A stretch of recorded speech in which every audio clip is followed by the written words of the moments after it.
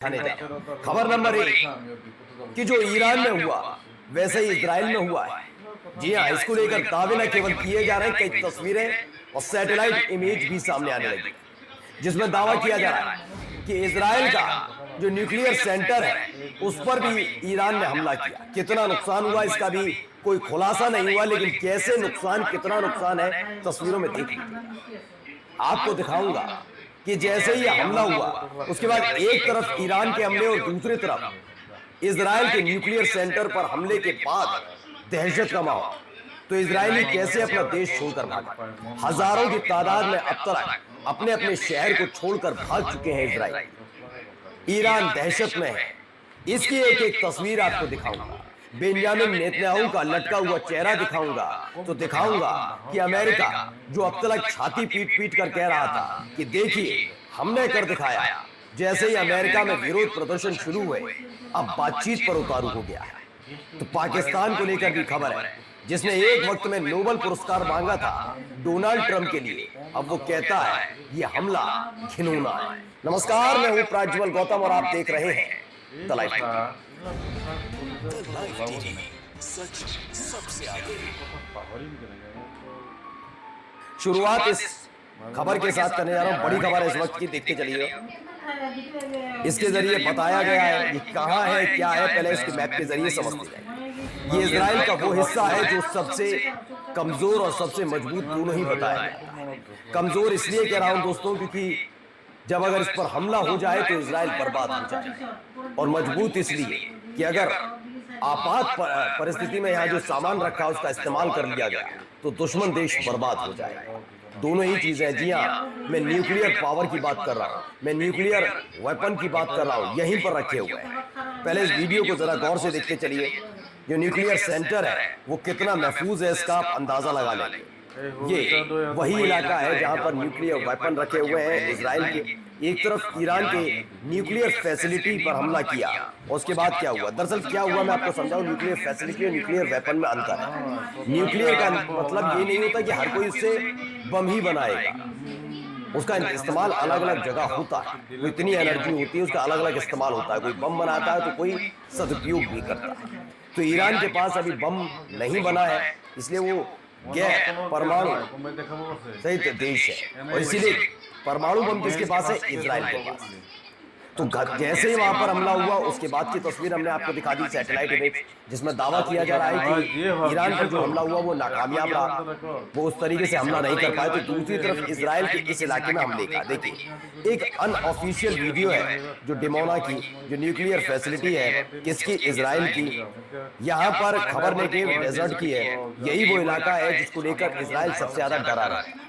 मैंने कहा ना ये मजबूती भी है तो कमजोरी भी है इजराइल, क्योंकि वजह ये नहीं है कि यहाँ हमला हो गया, हमला होने के बाद इजराइल बर्बाद हो जाए, इतनी ज्यादा रेडिएशन निकलेगी, इसको लेकर ही डरा हुआ। चलिए अब डर की वजह क्या है देखिए एनडीटीवी। ईरान के हमले के बाद इजराइल में लगभग 10,000 लोगों ने घर छोड़ दिया अपना। ये अपने आप में बड़ी खबर है। पहले से ही लोग भाग रहे थे वहां पर और अब हालात ये पैदा हो गए कि इस तरह के हालात। अब देखिए अब नई नई कुछ खबरें भी दिखाता चल रहा हूँ साथ साथ क्या क्या हो रहा है, किस तरह से हमले हुए, किस तरीके से वहां पर आलम पैदा हुआ है। देखिए एक मिसाइल उड़ती हुई जाती है, ये ईरान की तरफ से उड़ाई गई, इजराइल पहुंचाई गई, और उसके बाद जो बर्बादी का आलम वहां शुरू हुआ आपने देखी। ये देखिए पूरी तरह ये अपने आप में डरा देने वाला है कि लगातार ये हमले ईरान की तरफ से इजराइल पर जारी है। एक के बाद एक मिसाइल दागी जा रही है। सुबह सवेरे ये मिसाइल दागी गई है और इसकी वीडियो भी सबके सामने आई। अब आइए एक और खबर क्या है।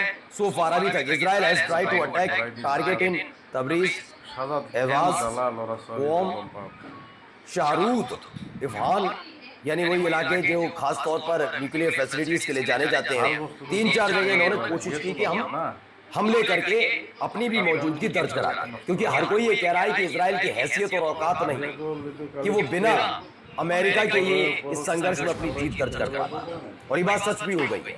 आप एक तरफ परमाणु संपन्न देश इजराइल को और एक तरफ ईरान को देखिए जिस पर परमाणु बम नहीं, लेकिन परंपरागत हथियारों के आधार पर इजराइल की बोलती बंद कर दी, इजराइल को बर्बाद कर दिया। इजराइल जानता था अगर अमेरिका नहीं आएगा तो खत्म हो जाएगा इसराइल। इसलिए भीख मांग रहे थे। मुझे कोई गुरेज नहीं है शब्दावली में कि हाँ, बार बार लंबे समय से बेंजामिन नेतन्याहू किसी देश का प्रधानमंत्री अगर अमेरिका के आगे कहे कि मदद के लिए आइए, वो भीख मांगना होता, यानी आप में ताकत नहीं। ईरान के मुकाबले इजराइल बहुत ज्यादा कमजोर पड़ गया। बता दिया कि इजराइल में अकेले इतनी हैसियत नहीं है कि वो ईरान के सामने खड़ा हो पाए, और अमेरिका के आने के बाद इजराइल में खुशियां मनाई जा रही है, अकेले अपने दम पर नहीं। तो कुल मिलाकर अपनी मौजूदगी दर्ज कराने की कोशिश की, उसमें नाकामयाब रहा। एक और खबर निकल कर आई थी, खबर ये पहली वीडियो है IRGC के कमांडर इन चीफ की, जब ये पूरा ऑपरेशन हो रहा था। मेजर जनरल मोहम्मद पैपोर है, निश्चिंत कितने नजर आ रहे हैं, चेहरे पर मुस्कान बता रही है वो निश्चिंत है, उन्हें कोई किसी चीज का गिला शिकवा नहीं है। वजह क्या है कि आपके न्यूक्लियर फैसिलिटीज को कोई नुकसान नहीं पहुंचा, जिसकी अब तस्वीरें भी निकल कर आई। तमाम न्यूज चैनल बता रहे हैं कुछ नहीं कर पाए। हमले हुए बात सच है, कोई छुपाने वाली बात नहीं, कोई पर्दा डालने वाली बात नहीं, कोई AI वाली वीडियो नहीं थी। सच बात है, अमेरिका ने हमला कर दिया, लेकिन अब इस हमले को करके भी अमेरिका पछता रहा है, क्योंकि जो नुकसान पहुंचाने की कवायद की गई, इन चेहरों की वजह से पता लग रहा है कि वो कामयाब नहीं हो पाए, और सैटेलाइट फुटेज भी आ गई, हालत खराब है।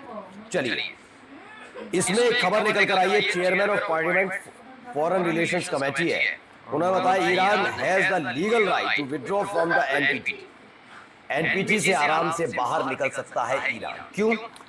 क्योंकि after US attack on 3 nuclear facility according to the article 10 of the NPT, अगर आप जो परमाणु जो कार्यक्रम चलते हैं, कहीं पे न्यूक्लियर प्रोग्राम्स चलते हैं, उन पर निगरानी रखने वाली UN की संस्था के अंतर्गत उनकी निगरानी में अगर आप काम कर रहे होते हो और उधर से कोई आपत्ति नहीं जताई जाती, तो यकीन मानकर चलिए कि कोई भी आप पर ऐसे हमला नहीं कर सकता। यानी आप उनके बताए हुए नियम के मुताबिक चल रहे थे, फिर भी अमेरिका ने हमला किया। आप NPT से बंधे होते हैं, इसी आधार पर आपको परमाणु ऊर्जा एजेंसी जो होती है वो निगरानी रखती है कि सही तरीके से काम कर रहा है, गलत कोई इस्तेमाल तो नहीं न्यूक्लियर पावर का। तो ये तमाम चीजें होती है। आप जब इस आधार पर एजेंसी की निगरानी में काम कर रहे हैं, कोई दूसरा देश डर दिखाकर उस पर हमला कर देता है, तो आप पर जिम्मेदारी होती है कि आप चाहे तो NPT से बाहर हो सकते हैं, यानी ऊर्जा एजेंसी भी अब आप पर नजर नहीं रख पाएगी। सोचिए। अब आइए 3 बड़े होल की बात हो रही है। ये कौन सा इलाका है? ये फोर्ड जो न्यूक्लियर फैसिलिटी है ईरान की, वहां हमलों में जो गड्ढे पड़े उनको देखकर बहुत बड़ी बड़ी बातें कही जा रही। अब क्या कहा जा रहा है? 3 बड़े गड्ढे वहां पर देखे गए, बताया गया सैटेलाइट इमेजरी है, जिससे साफ जाहिर क्या हो रहा है, इससे ये पता लग रहा है कि कोई भी, देखिए ईरान के फोर्ड संवर्धन संयंत्र की रक्षा करने वाले पहाड़ के 3 बड़े क्षेत्र की सैटेलाइट इमेजरी सामने आई। दावा किए गए 12 GBU 57 उस स्थान पर नहीं गिरे जहां पर इस पूरे जो फैसिलिटीज थी इसको नुकसान हो सकता था, यानी कि पूरी तरीके से इनका जो सामग्री जो सामान था पूरी तरह से सेफ है। ये स्पष्ट हो गया। एक तरफ इजराइल को लेकर डर है कि उसके न्यूक्लियर सेंटर पर हमला हो गया, दूसरी तरफ अब जरा नेतन्याहू का चेहरा देख लीजिए, चेहरा लटका हुआ है। बेंजामिन नेतन्याहू निकलते हैं, अल-बराक पहुंचते हैं, वॉल स्क्वायर, जहां पर पहले थैंक्स करते हैं गॉड का, और उसके बाद कंप्लीट विक्ट्री के लिए तमाम चीजें देखते हैं। चेहरा देख लीजिए, डरे हुए हैं, सहमे हुए हैं। IDF ने भी एक वीडियो सबके सामने रखी है। ये वीडियो क्या बताती है? ये इन्होंने ईरानी बैलिस्टिक मिसाइल फैसिलिटीज पर हमला किया है। अब यह हमला कितना बड़ा है, कैसा है, इसे इसलिए देखना जरूरी है क्योंकि अमेरिका ने तो दावा कर दिया कि उसने ईरान की न्यूक्लियर फैसिलिटी को खासा नुकसान पहुंचाया, लेकिन नुकसान नहीं पहुंचा पाई। अब इसके थ्रू देख सकते हैं कितना नुकसान है या नहीं, क्या वाकई नुकसान पहुंचा। Iranian ballistic missile being launched है। इजराइल, देखिए इजराइल की तरफ गई है, सुबह सवेरे ये हमला किया गया। उस हमले के वक्त की वीडियो है, यहाँ एक के बाद एक कई बैलिस्टिक मिसाइल दागी गई हैं। तो ये भी एक बड़ा हमला, यानी जब से अमेरिका ने ईरान पर हमला किया तब से ही लगातार इजराइल दहक रहा है। अलग अलग तस्वीर है। एक ये भी आई, दरअसल आप सब जानते हैं जो अमेरिका है, अमेरिका के वाइस प्रेसिडेंट है JD Vance, वो भी बीच बीच में आकर अपना ज्ञान दे रहे हैं। उन्होंने कहा कि we want to talk to the Iranian about a long term settlement here, यानी अब वो खुद ईरान से बातचीत करने के लिए तैयार है। अगर आपने किसी देश को नुकसान पहुंचाया, वाकई नुकसान पहुंचाया, उसकी न्यूक्लियर फैसिलिटी जो आपकी आंखों में चुभ रही थी उसे बर्बाद कर दिया, तो क्या बातचीत करेंगे? वो गिड़गिड़ाएगा आपके सामने, लेकिन आप गिड़गिड़ा रहे, आप बातचीत करना चाहते हैं कि आप नाकाम रहे। नाकाम रहकर आप तभी गिड़गिड़ाएंगे, वही गिड़गिड़ाहट चल रही है। देखिए, the United state does not seek war, अब कह रहे हैं हमें युद्ध नहीं चाहिए, हमें ये नहीं चाहिए, हमें वो नहीं चाहिए। दरअसल ये बात इसलिए कि अमेरिका में प्रदर्शन शुरू हो चुके हैं, विपक्ष के साथ साथ खुद डोनाल्ड ट्रंप की पार्टी के लोग भी इसका विरोध कर रहे हैं कि उन्होंने संविधान को उल्लंघन किया। अमेरिका का संविधान कहता है कि अगर आप इतना बड़ा कदम उठाते हैं, किसी देश पर हमला, किसी देश से युद्ध, तो पहले आपको कांग्रेस यानी कि अमेरिकी संसद की अनुमति लेनी होती है, लेकिन ये हुआ नहीं।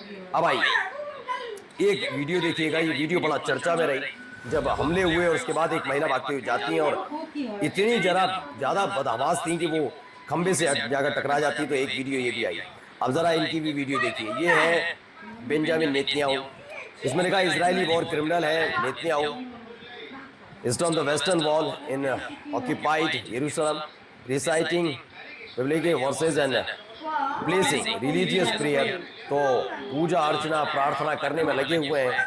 अब फिलहाल बिना अमेरिका की तो उनकी हैसियत नहीं हो पा रही थी। अब देखिए पाकिस्तान को, द टेलीग्राफ की खबर है, Pakistan nominates Trump for Nobel peace prize.